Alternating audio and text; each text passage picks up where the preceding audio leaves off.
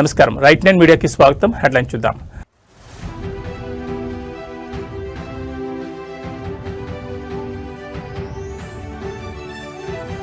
దేశవ్యాప్తంగా ఈద్ సంబరాలు, తెల్లవారుజాము నుంచే కిక్కిరిసిన మసీదులు.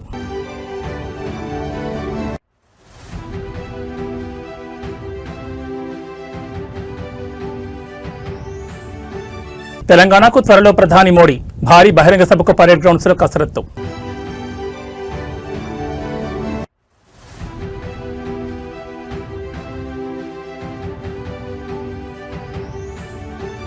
తిరుమల శ్రీవారి చెంత సీఎం చంద్రబాబు, మనవడు దేవాంశ్ పుట్టినరోజు సందర్భంగా కుటుంబ సమేతంగా దర్శనం.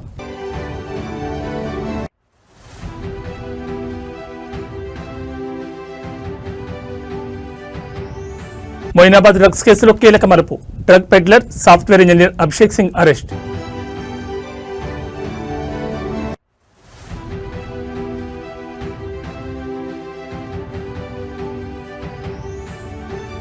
బంగాళాఖాతంలో ఉపరితల ఆవర్తనం, ఉత్తరాంధ్ర కోస్తా తీరాల్లో పిడుగులతో కూడిన వర్షాలు.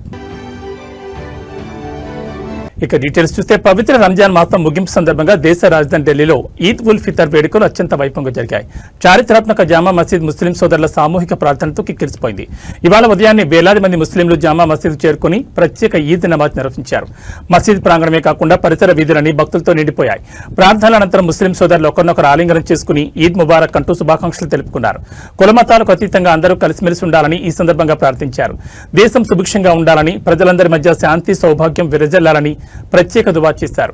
వేడుక దృష్ట్యా ఢిల్లీ పోలీసులు పటిష్టమైన భద్రతను ఏర్పాటు చేశారు. ట్రాఫిక్ మళ్లింపులు మరియు డ్రోన్ల ద్వారా నిఘాను కొనసాగించారు.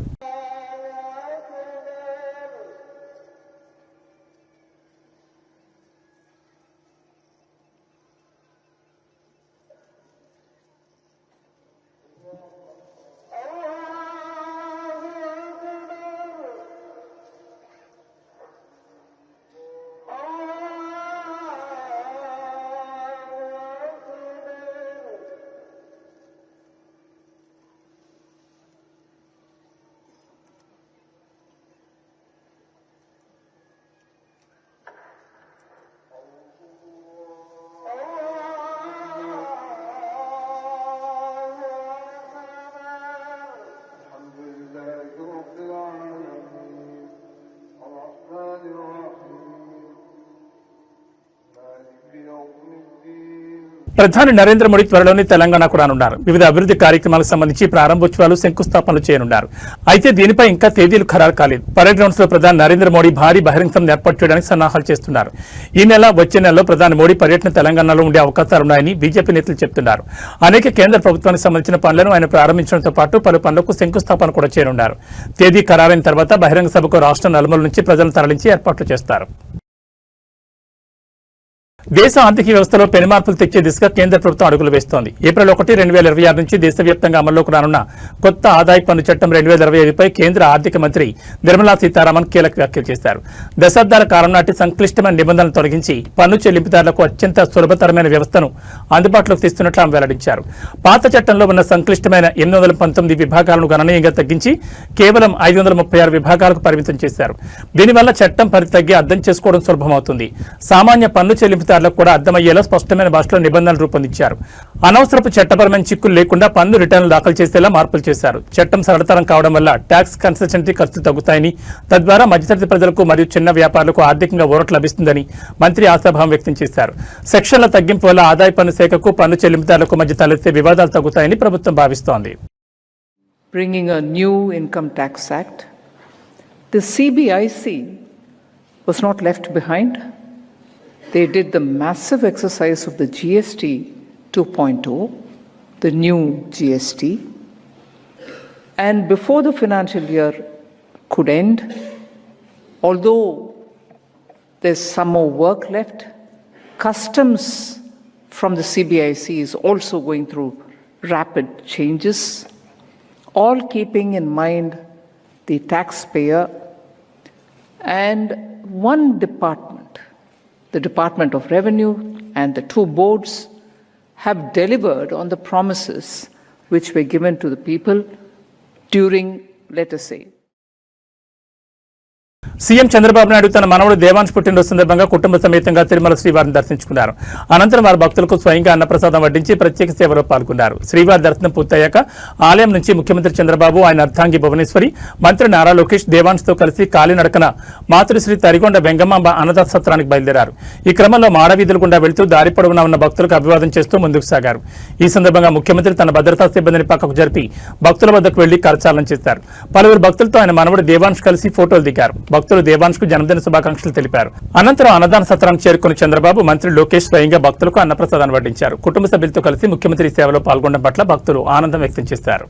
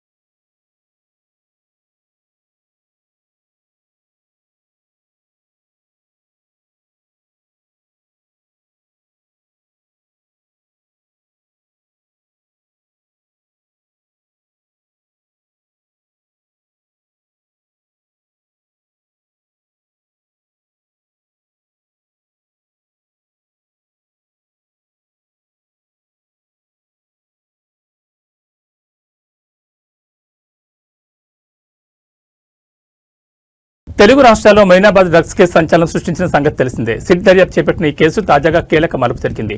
Drug peddler software engineer Abhishek Singh ను సిట్ బృందం అదుపులోకి తీసుకుంది. నిందితులు ఒకరైన కౌశిక్ రవి ఇచ్చిన సమాచారంతో 4 బృందాలుగా ఏర్పడిన సిట్ ఎట్టకేలకు అతన్ని పట్టుకుంది. హైదరాబాద్ లోని అభిషేక్ సింగ్ ను అదుపులోకి తీసుకోవడం గమనార్హం. బీఆర్ఎస్ మాజీ MLA pilot Rohit Reddy farm house పార్టీకి అభిషేక్ సింగ్ డ్రగ్స్ సప్లై చేశాడు. హైదరాబాద్ ఓఆర్ఆర్ వద్ద అభిషేక్ సింగ్ నుంచి రోహిత్ డ్రైవర్ శరత్ డ్రగ్స్ కొనుగోలు చేశాడు. అనంతరం పార్టీలో నమిత్ శర్మ, రోహిత్ రెడ్డి, రితీష్ రెడ్డి, పుట్ట మహేష్ కుమార్, అర్జున్ రెడ్డి, కౌశిక్ రవి డ్రగ్స్ విమర్శించి అనంతరం పార్టీలో నమిత్ శర్మ, రోహిత్ రెడ్డి, రితీష్ రెడ్డి, పుట్ట మహేష్ కుమార్, అర్జున్ రెడ్డి, కౌశిక్ రవి డ్రగ్స్ వినియోగించారు. నమిత్ శర్మ 3 రకాల డ్రగ్స్ తీసుకున్నట్లు రక్త పరీక్షలు బయటపడగా పైలట్ రోహిత్ రెడ్డి, రితీష్ రెడ్డి, అర్జున్ రెడ్డి మద్యంలో కొకైన్ కలుపుకుని తాగినట్లు వైద్య పరీక్షలు తేలింది. తాజాగా అభిషేక్ సింగ్ పోలీసులు చిక్కడంతో మరిన్ని విషయాలు వెలుగులోకి వచ్చే అవకాశం ఉన్నట్లు తెలుస్తోంది. అభిషేక్ సింగ్ నుంచి ఇంకా ఎవరెవరు డ్రగ్స్ కొనుగోలు చేశారు అనే విషయంపైన కూపీ లాగుతున్నారు సిట్ అధికారులు. మరోవైపు అతని ఫోన్లో కీలక డేటా ఉన్నట్టు తెలుస్తోంది. ఈ మేరకు అభిషేక్ సింగ్ సెల్ ఫోన్ డేటాను విశ్లేషిస్తున్నారు సిట్ అధికారులు.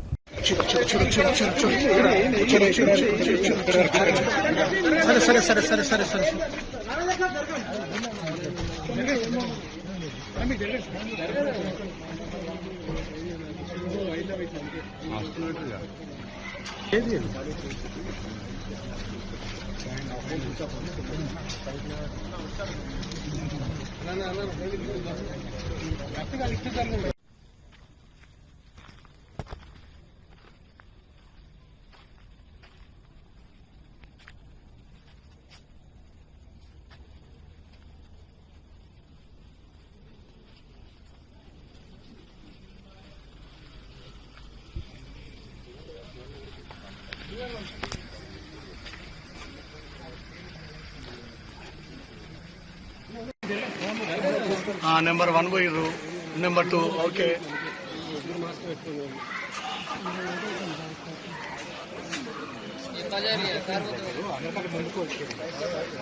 వెళ్ళమన్నా మీరేం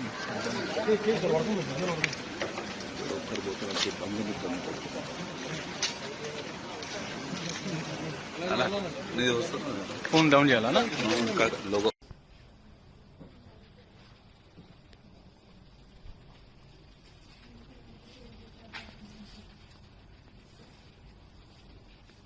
చిత్తూరు జిల్లా యాదమరి మండలంలో వంట గ్యాస్ సిలిండర్ల కోసం వినియోగదారులు తీవ్ర అవస్థలు పడుతున్నారు. మండలంలోని చిన్నారెడ్డిపల్లి క్రాస్ వద్ద ఉన్న గ్యాస్ ఏజెన్సీ ముందు శనివారం ఉదయం నుంచి వినియోగదారులు భారీ సంఖ్యలో బారులు తీరారు. కిలోమీటర్ల మేర క్యూ లైన్లో నిలబడి సిలిండర్ల కోసం వేచి చూస్తున్న దృశ్యాలు స్థానికంగా కలకలం రేపుతున్నాయి. గత కొంతకాలంగా జిల్లాలో గ్యాస్ సిలిండర్ల సరఫరా అస్తవ్యస్తంగా మారిందని వినియోగదారులు ఆరోపిస్తున్నారు. బుకింగ్ చేసుకున్నప్పటికీ సకాలంలో సిలిండర్లు డెలివరీ కాకపోవడంతో ప్రజలు నేరుగా ఏజెన్సీల వద్దకు చేరుకుంటున్నారు. ఉదయం 6 గంటల నుంచే చిన్నారెడ్డిపల్లి క్రాస్ వద్ద జనం క్యూ కట్టారు. ఎండ తీవ్రత పెరుగుతున్నా గంటల తరబడి వేచి ఉన్నా కనీసం ఒక్క సిలిండర్ కూడా దొరకడం లేదని మహిళలు, వృద్ధులు ఆవేదన వ్యక్తం చేస్తున్నారు. స్టాక్ లేదని ఏజెన్సీ నిర్వాహకులు చెప్తున్నారు. కానీ సరైన సమాధానం ఇవ్వడం లేదు. గ్యాస్ కొరత వల్ల వంట చేసుకోవడానికి కూడా ఇబ్బంది పడుతున్నామని స్థానిక వినియోగదారులు తమ అసహనాన్ని వ్యక్తం చేశారు.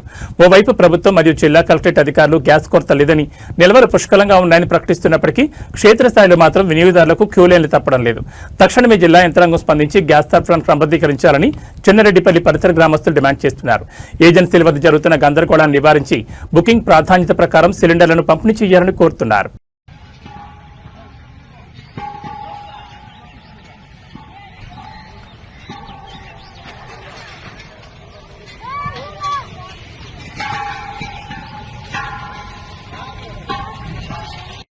జనసేన పార్టీ ఎమ్మెల్యే ఆర్వ శ్రీధర్ వ్యవహారం రాజకీయ వర్గాల్లో మరోసారి తీవ్ర చర్చనీయాంశంగా మారింది. ఎమ్మెల్యే శ్రీధర్పై సంచలన ఆరోపణలు చేసిన బాధితురాలు హర్షవేణ తాజాగా మరో వీడియోను విడుదల చేశారు. పార్టీ అధినేత ఆదేశాలను, నిబంధనలను ఎమ్మెల్యే పట్టించుకోవట్లేదని ఆమె తాజా వీడియోలో ఆరోపించారు. ఇటీవలే కండిషన్ బెయిల్పై బయటకు వచ్చిన హర్షవేణ కేసు విషయాలపై తాను మాట్లాడనని స్పష్టం చేశారు. నాకు ఇటీవల బెయిల్ వచ్చింది. కండిషన్ బెయిల్ కారణంగా నేను కేసులకు సంబంధించిన విషయాలు మాట్లాడకూడదు. నేను మాట్లాడను కూడా. కానీ ఇప్పుడు ఈ వీడియో ఎందుకు చేస్తున్నానంటే అంటూ పార్టీ నాయకత్వాన్ని ఆమె నేరుగా ప్రశ్నించారు. గతంలో తన ఆరోపణల నేపథ్యంలో జనసేన అధినేత పవన్ కళ్యాణ్ స్పందించి విచారణ కమిటీ వేశారని, నివేదిక వచ్చే వరకే ఎమ్మెల్యేను పార్టీ కార్యక్రమాలకు దూరంగా ఉండాలని ఆదేశించారని హర్షవేణ గుర్తు చేశారు. ఈ క్రమంలో నిన్న జరిగిన పార్టీ అధికారిక కార్యక్రమంలో ఎమ్మెల్యే పాల్గొన్నారని ఆమె తీవ్ర అభ్యంతరం వ్యక్తం చేశారు. పవన్ కళ్యాణ్ వేసిన విచారణ కమిటీ ఏమైంది? ఆర్వ శ్రీధర్ పార్టీ కండువా వేసుకుని కార్యక్రమాలు చేస్తున్నాడు. కమిటీ ఏమైనా రిపోర్ట్ ఇచ్చిందా? పవన్ కళ్యాణ్ ఇంటర్నల్ గా రిపోర్ట్ ఇచ్చారా? రిపోర్ట్ రాకుండా, చర్యలు లేకుండా పార్టీ కార్యక్రమాల్లో ఎలా పాల్గొంటాడని ఆమె ప్రశ్నలు వేశారు. శిక్షాకాలంలో ఉన్న వ్యక్తి ఎమ్మెల్యే హోదాలో మీటింగ్లకు హాజరవడంపై పవన్ కళ్యాణ్ నేరుగా స్పందించి వివరణ ఇవ్వాలని హర్షవేణ డిమాండ్ చేశారు. కమిటీ నివేదికలో ఏముందో బహిర్గతం చేయాలని డిమాండ్ చేశారు.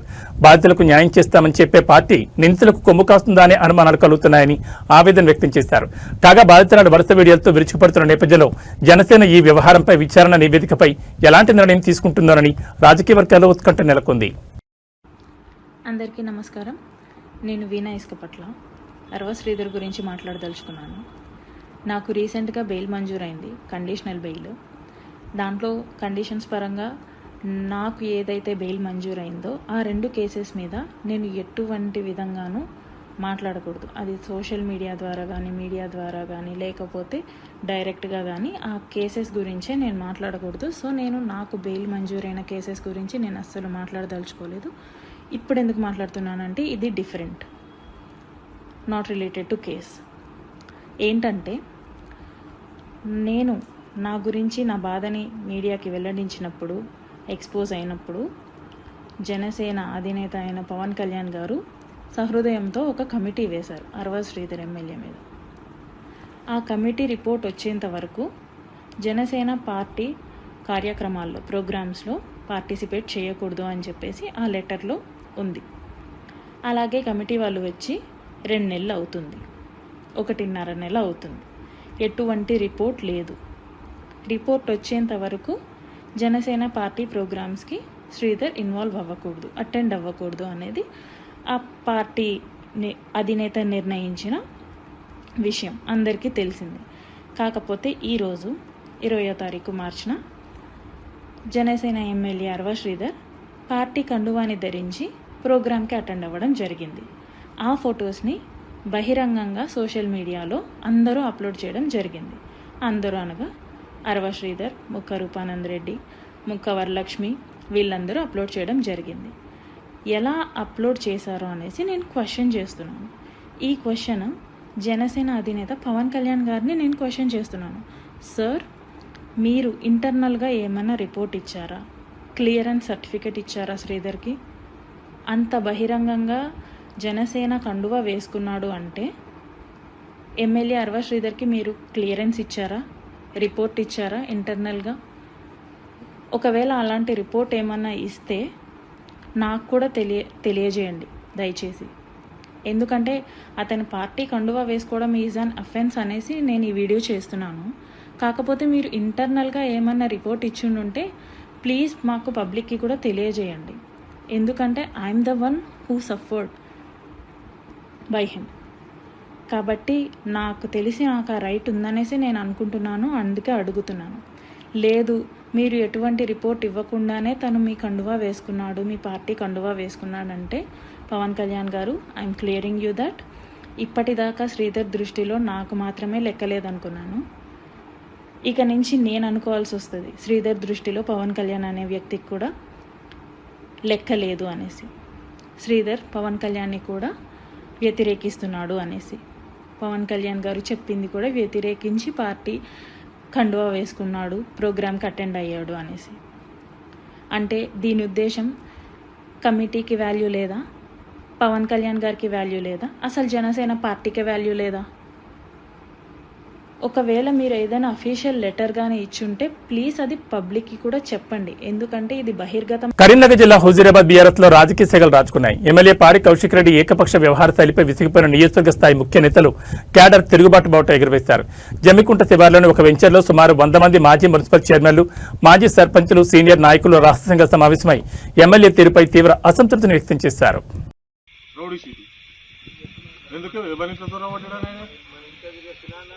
ఎవరింట్లో తొడగొట్టడా ఆయన దేని గురించి ఆయన రౌడీ షీట్ ఓపెన్ చేయంటాడు.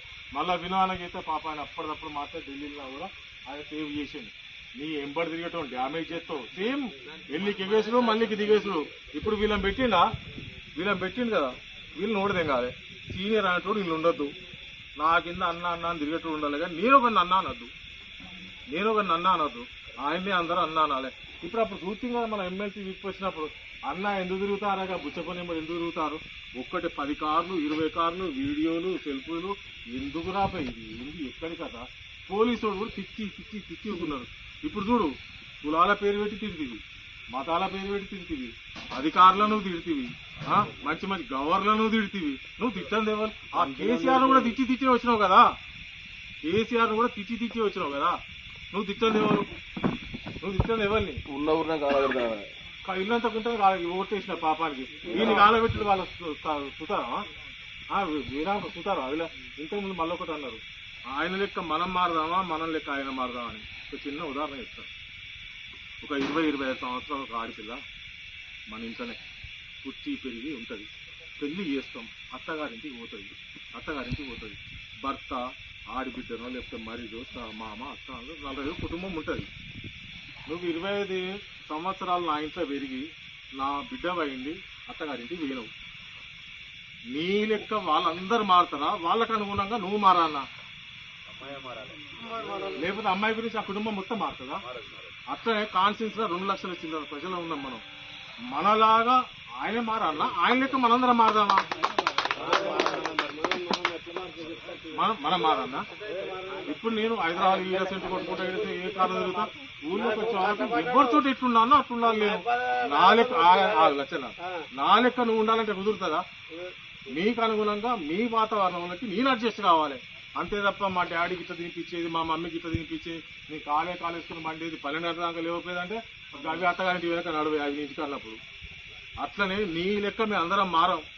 మనకు ప్రజలకు పాపం మంచి చెడు చూసుకుంటే వాళ్ళ. రాజన్న సిరిసిల్ల జిల్లా వేములవాడ పుణ్యక్షేత్రంలో తరచూ పాములు ప్రత్యక్షం కావడం భక్తులను, సిబ్బందిని భయాందోళన గురిచేస్తోంది.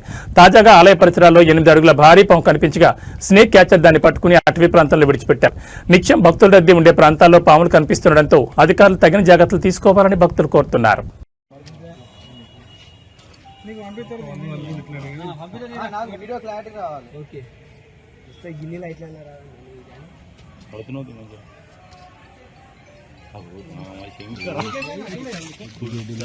బాగా తిన్నది, అది బాగా పెద్దది మజ్జిగ ఉన్నది, అది బాగా మజ్జిగ ఉన్నది. అది ఏమన్నా తినకపోతే అది గట్ల ఉండదు, ఇంతసేపు ఆగది.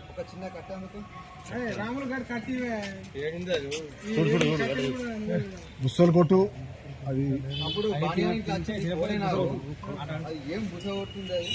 అది ఇది తిన్నది కదా, మజ్జు ఉన్నది కదా, లేకపోతే గది చిన్న పిల్లని ఆగపోవాలి. మంచిగా అవుతుంది. నీకు వీడియో ఇక్కడ రోడ్డు మీదకి వెళ్తారా? వాడు చూసుకో రావను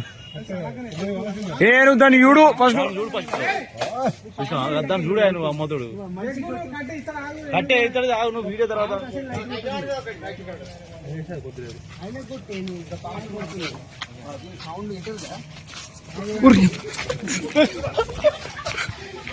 అలా బుచ్చుకుంటాను అది కరెక్ట్ యాక్టివ్ ఉంటే అది ఏడాగు సార్ అది అది మధ్య బాగా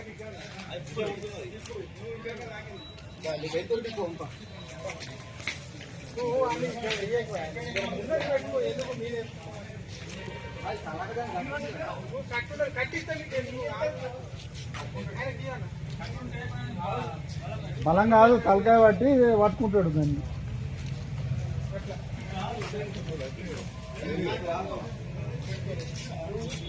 అదే అదే ఇది మధ్య ఉన్నదేంటి బాగా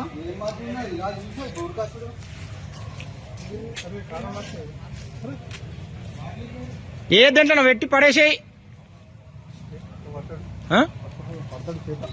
ఇది మిగతా తలకాయ పట్టుకొని కొంత తీసుకొని పోతాడు భయం కదా నేను డైరెక్ట్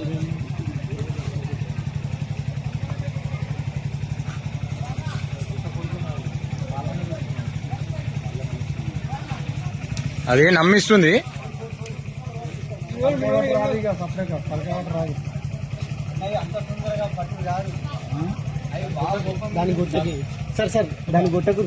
రవాణా రంగంలో విప్లవాత్మక మార్పులకు తెలంగాణ ప్రభుత్వం శ్రీకారం చుట్టింది. రాష్ట్ర వ్యాప్తంగా వాహనదారులకు మెరుగైన పారదర్శకమైన సేవలు అందించే లక్ష్యంతో వాహన్ పోర్టల్ను ప్రభుత్వం సిద్ధం చేసింది. ఈ నెల 23వ తేదీన రవాణా శాఖ మంత్రి పొన్నం ప్రభాకర్ ఈ పోర్టల్ను అధికారికంగా ప్రారంభించనున్నారు. ఈ పోర్టల్ ద్వారా తెలంగాణ వాహనాల సమాచారం నేరుగా జాతీయ డేటాబేస్తో అనుసంధానమవుతుంది. దీనివల్ల దేశంలో ఎక్కడైనా వాహన వివరాలను క్షణాల్లో తెలుసుకోవచ్చు. వాహనదారులకు భారీ ఊరటనిస్తూ అదనపు వాహనాలపై విధిస్తున్న 2% లైఫ్ టైం ట్యాక్స్ ను ప్రభుత్వం రద్దు చేసింది. ఈ నిర్ణయం కూడా ఈ నెల 23 నుంచి అమల్లోకి రానుంది. రిజిస్ట్రేషన్లు, బదిలీలు మరియు ఇతర రవాణా శాఖ సేవలు ఇకపై మరింత వేగంగా డిజిటల్ పద్ధతిలో ప్రజలకు అందుబాటులోకి రానున్నాయి. డిజిటల్ గవర్నెన్స్ లో భాగంగా తీసుకున్న ఈ నిర్ణయం వాహనదారులకు ఆర్థికంగా కలిసి రావడమే కాకుండా ఆర్టీఏ కార్యాలయాల చుట్టూ తిరిగే పని లేకుండా చేస్తుందని ప్రభుత్వం భావిస్తోంది.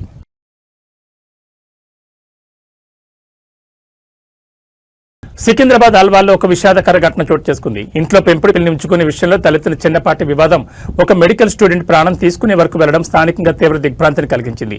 అల్వాల్ రిసాలా బజార్కు చెందిన ఒక ఎంబీబీఎస్ విద్యార్థిని గత కొంతకాలంగా ఒక పిల్లిని పెంచుకుంటోంది.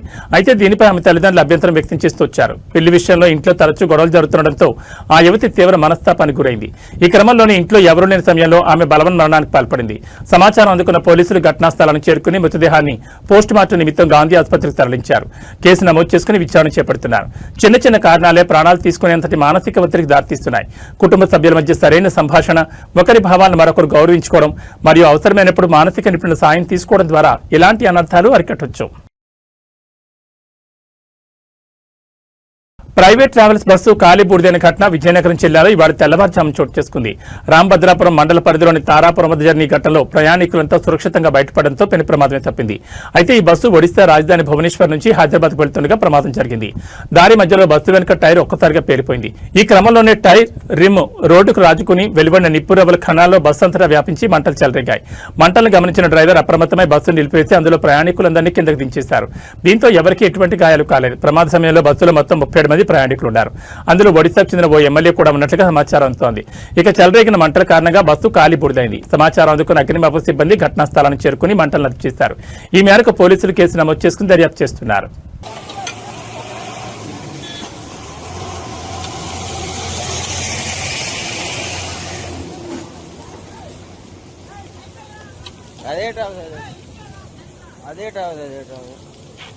ఎస్సీ వచ్చాడా? ఎస్సీఏ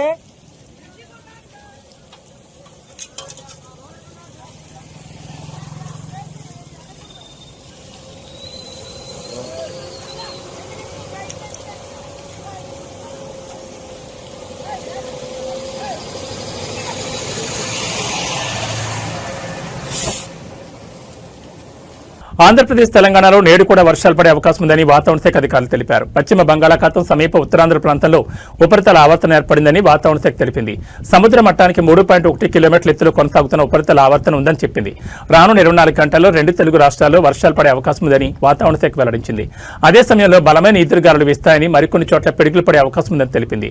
ఆంధ్రప్రదేశ్లో రానున్న 24 గంటల్లో ఉత్తరాంధ్రలోని చాలా ప్రాంతాల్లో జల్లులు పడే అవకాశం ఉందని అమరావతి వాతావరణ శాఖ వెల్లడించింది. ఉత్తరాంధ్ర, కోస్తా, రాయలసీమలో కొన్ని జిల్లాల్లో జల్లులు పడే అవకాశం ఉందని పేర్కొంది. 30 కిలోమీటర్ల నుంచి 40 కిలోమీటర్ల వేగంతో ఈదురుగాలులు వీచే అవకాశం ఉందని రైతులు అప్రమత్తంగా ఉండాలన్నారు. విశాఖ వాతావరణ కేంద్రం అధికారులు వెల్లడించారు. రాష్ట్రంలో రానున్న 2 రోజులు పిడుగులతో కొన్ని వర్షాలు పడే అవకాశాలున్నాయని చెప్పింది. కోనసీమ, పశ్చిమ గోదావరి జిల్లాలో వర్షాలు పడే అవకాశం ఉందని, కృష్ణా, గుంటూరు, బాపట్ల జిల్లాలో ఓ మోస్తరు వర్షాలు పడే అవకాశం ఉందని, ఈరోజు ఉత్తరాంధ్ర, కోస్తా జిల్లాలో పిడుగులతో కూడిన వర్షాలు కురిసే అవకాశం పేర్కొంది. తెలంగాణలోనూ రానున్న 2 రోజుల పాటు వర్షాలు పడతాయని వాతావరణ శాఖ చెప్పింది. బలమైన ఈదురుగాలులు వీస్తాయని పేర్కొంది. అంతేకాకుండా కొన్ని చోట్ల పిడుగులు పడే అవకాశం ఉందని కూడా తెలిపింది. పొలాలకు వెళ్లేవారు తగిన జాగ్రత్తలు తీసుకోవాలని, రైతులు తమ పంట ఉత్పత్తులను భద్రపరచుకోవాలని సూచించింది. బంగాళాఖాతంలో ఏర్పడిన అల్పపీడన ద్రోణి ప్రభావంతో వర్షాలు పడే అవకాశాలున్నాయని హైదరాబాద్ వాతావరణ శాఖ అధికారులు తెలిపారు.